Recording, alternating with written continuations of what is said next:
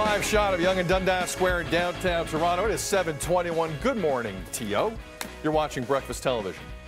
It's time Ontario kids get their kicks again. That's the plea Ontario Soccer sent to medical officers in 5-page letter asking the province to look at science and allow kids to play soccer responsibly. CEO of Ontario Soccer, Johnny Misley, is here to inform us further about what he wants to see this summer. Johnny, good morning. Welcome. A lot of kids, a lot of parents thinking about this issue, obviously, heading into the summer. Condense it for us. What is your pitch to the medical officers in this province? Why do you think it's okay to play? Well, last month is usually the time that we start to prepare and ramp up for our outdoor season, which starts in May. And we were inspired by a journalist out of Toronto that did a piece regarding looking at youth sports, and in particular the sport of soccer, and pointed to the fact that there was no evidence to support the of why kids can't get together and play outdoors when it comes to a sport like soccer, et cetera.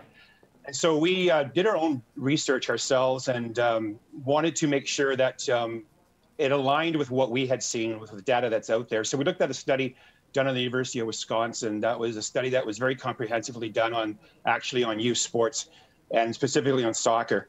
And we compared that to our data, and we quickly saw that there really is very insignificant evidence that our sport at all, or any outdoor sport for that matter, especially in the summertime, is a spreader of the current virus that we have. So as a result, we started to compile, put together some documentation, and write to Dr. Williams and copy the health authorities on this, asking if we can be considered a sport that can return, as all summer sports are, in a safe way this spring. And that was really the impetus behind the whole thing. I understand Dr. Williams is a busy man right now. There's a lot going on. But has he or any medical officers of health in the province gotten back to you yet? And if they have, what have they said?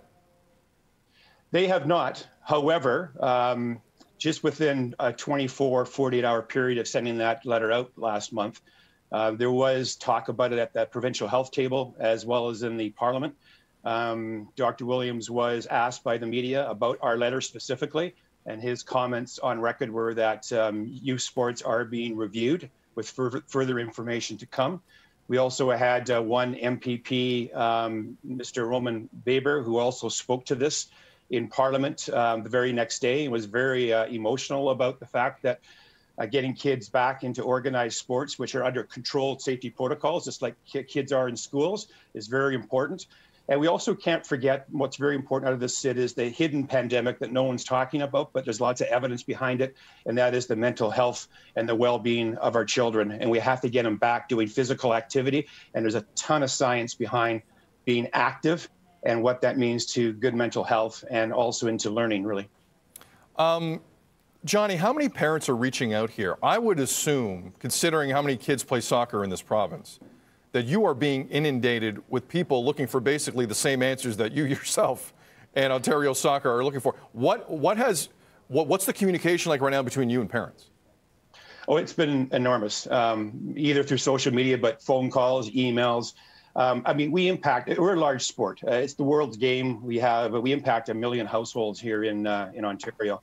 And the messaging that's coming quite clear is that, kids are being kept at home, not allowed to perform in organized sports and get involved. And what's coming through loud and clear is this is not about getting kids back so they can chase NCAA or youth sports scholarships, or getting kids back on the field to perfect their striking or their passing or dribbling skills.